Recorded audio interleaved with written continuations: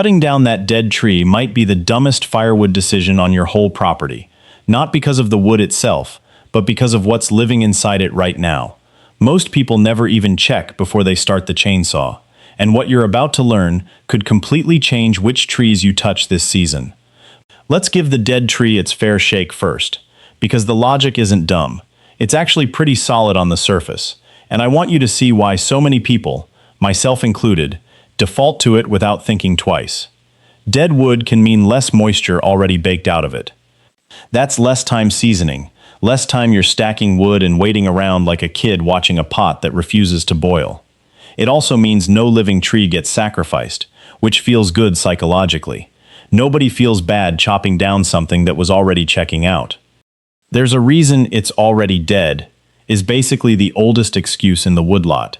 It's the wood version of eating the last slice of pizza, because hey, somebody was going to throw it out anyway. There's also the practical side. A standing dead tree is usually easier to spot from a distance. No leaves, no green, it practically waves a little flag that says cut me. And if you're short on time, which most of us are, grabbing the obvious dead one feels like the efficient choice. Less guesswork, less second-guessing yourself out in the cold. Add in the fact that a lot of us grew up hearing the exact same advice from our fathers and grandfathers, and the dead tree first rule starts to feel less like an opinion and more like gospel. Nobody wants to be the guy at the campfire arguing with 50 years of family tradition. I get it, I really do. And sometimes, that instinct is completely correct. If a tree is standing there bone dry, already cracking, and clearly on its way out, cutting it for firewood is exactly the right call. Nobody's arguing that dead wood is useless. I've cut plenty of dead trees and never lost a night of sleep over it. But here's the twist that took me a long time to actually appreciate. Dead doesn't automatically mean worthless to the forest. In fact, that dead tree might still be working a job you never even considered, and that's where things get interesting. Here's something a lot of firewood guys never think about. A dead tree isn't retired. It's not sitting on a porch sipping lemonade waiting to be useful again. It's still working, just a different job than it had when it was alive. A standing dead tree, foresters call these snags, becomes an apartment complex for wildlife. Woodpeckers drill into it looking for insects. Owls and squirrels nest in the hollow spots. Insects move in, which brings in the birds that eat those insects. It's basically a food court and a housing development rolled into one dead trunk, and nobody's paying rent. Then eventually it falls. And even on the ground, the job isn't over. A fallen log holds moisture like a sponge, which helps everything around it stay a little cooler and a little damper during dry stretches. Slowly, and I mean slowly, it breaks down and feeds nutrients back into the soil. That process can take decades. I've got a log on my property that's been down since before my kids were born, and it's still slowly turning into dirt, feeding the ferns growing out of it. My grandfather probably walked past that same log. So think about the full life of a tree for a second.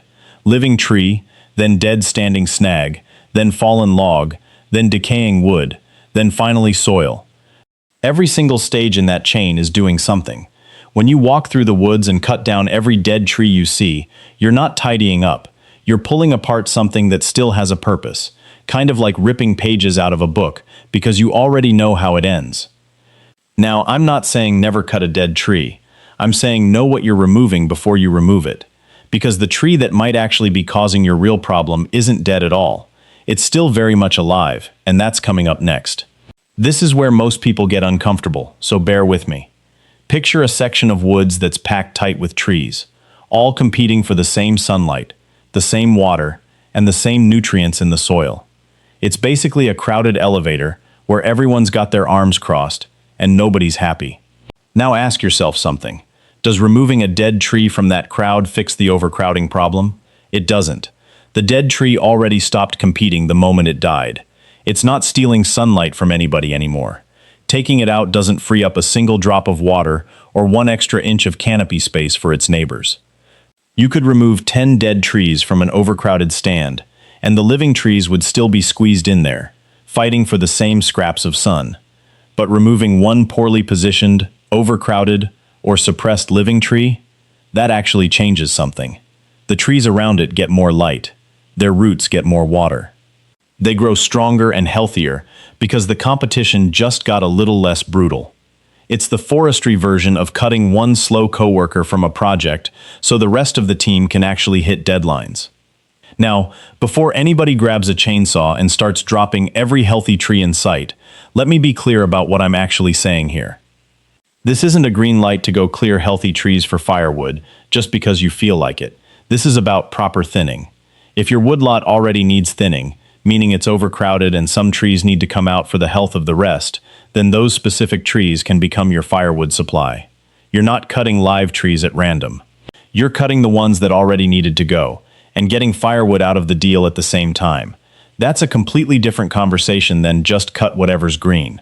It's targeted, it's purposeful, and honestly, it's a lot more satisfying than randomly wandering around looking for dead stuff. Here's a little rule I've started living by, and once you hear it, you won't unhear it. If you cut a dead tree, you get one job done: firewood. That's it. One box checked, one line through your to-do list. But if you cut a properly thinned live tree, one that genuinely needed to come out anyway, you get two jobs done at once.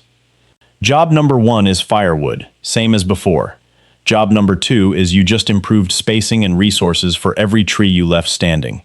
That thinning helps the whole stand grow stronger for years to come, long after you've already burned the wood and forgotten which tree it came from. Think about the actual math on your time here. Dropping a tree, bucking it into rounds, splitting it, and stacking it takes a good chunk of an afternoon, no matter which tree you pick. So if you're already spending that time and that sweat, wouldn't you rather that work accomplish 2 things instead of 1? I sure would. I don't have unlimited weekends, and neither do you. My back certainly doesn't have unlimited weekends left in it either, if we're being honest. This one idea alone can completely change how you plan your firewood season. Instead of wandering the property hunting for anything dead, you start looking at your woodlot like a manager looking at a roster, figuring out which players need to sit this one out so the rest of the team can perform better. But before you go thinning trees left and right, there's a myth that needs busting first, and it's about bugs. You've probably heard this one before. Dead trees need to come out fast before insects spread everywhere and start killing the healthy trees too. Sounds urgent, right? Almost like the tree is a ticking time bomb sitting in your backyard. Here's the truth, and it's a little less dramatic than the panic suggests. Sometimes that's correct. Sometimes it's completely pointless. It really depends on which insect we're talking about, the tree species, and the timing of when you're cutting. Some bark beetles have already finished their business and moved on to the next tree long before you even notice the damage. In that case, cutting the dead tree down does basically nothing to stop the spread, because the insects responsible are already gone, off ruining somebody else's day. It's like locking the barn door after the horse has not just left, but retired, moved to Florida, and started a podcast. On the flip side, in certain situations, freshly cut material can actually matter for managing specific pests, especially with some bark beetle problems where timing is everything. Cut the wrong tree at the wrong time, and you might even help the problem along instead of solving it. So the honest answer isn't a blanket yes or a blanket no. My advice, and this comes from watching people make this mistake more than once, don't assume cutting a dead tree automatically solves an insect problem. Find out what actually killed the tree first. If you don't know, that's the first question, not the chainsaw. A quick look at the bark, the pattern of the damage, and even the time of year the tree died can tell you a lot. It's a bit like a detective show, except the victim is a tree, and the culprit is usually smaller than your thumbnail. Takes 5 extra minutes, and it saves you from cutting down the wrong thing for the wrong reason. Now, insects are one thing, but there's an even bigger fear people have about dead wood, and it's the one that gets talked about the most. Dead tree equals wildfire fuel. That's the assumption almost everybody makes, and honestly, it makes sense on the surface. Dead equals dry. Dry equals flammable. Done deal, right? Except fire doesn't actually work quite that simply. A big, solid dead log and a patch of dry grass or brush behave completely differently when fire shows up. Foresters split fuel into categories, and 2 of the big ones are fine fuels and heavy fuels. Fine fuels are your dry grass, needles, small twigs, the stuff that lights up instantly like a match. Heavy fuels are your big logs and thick trunks. which actually take a long time to catch and burn much slower once they do. A big dead log is more like a slow-cooking roast than a stick of dynamite. Then there's the fuel type that causes the real trouble, and it's not the big dead log lying on the ground. It's ladder fuels. These are the low branches, small shrubs, and thin vegetation that let a ground fire literally climb upward like it's using a staircase, until it reaches the tree canopy. Once fire gets into the canopy, that's when things go from manageable to genuinely dangerous, fast. So here's the irony. Somebody could spend an entire weekend hauling away big dead logs, feeling accomplished and fire-safe, while completely ignoring the low brush and ladder fuels sitting right next to their house that are actually the bigger threat. That's like installing a fancy lock on your front door while leaving every window in the house wide open. You feel safe, but you really aren't.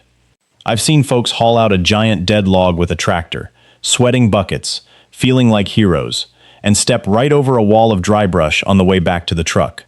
The log made a great story. The brush was the actual danger. Funny how that works. Which brings up the one place where all these dead wood rules genuinely flip, and it's closer to home than you'd think. Here's where I want to be crystal clear, because I don't want anybody walking away from this video thinking dead wood should just sit untouched everywhere, forever. The forest is not your backyard.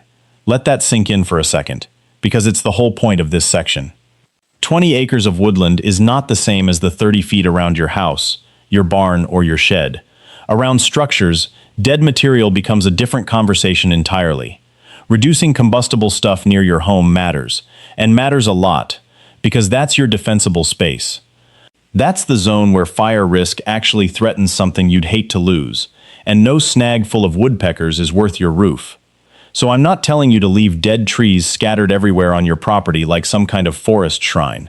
I'm telling you not to manage your entire 20 acres like it's all backyard. Now, clear around your house aggressively. Let the deep woods, the parts far from any structure, keep doing their slow, quiet decomposition job undisturbed.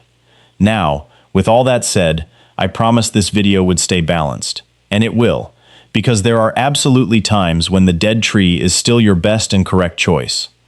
I don't want you walking away thinking dead wood is off limits now. That's not the message here at all. There are plenty of situations where grabbing the dead tree is exactly the smart move. No second guessing required.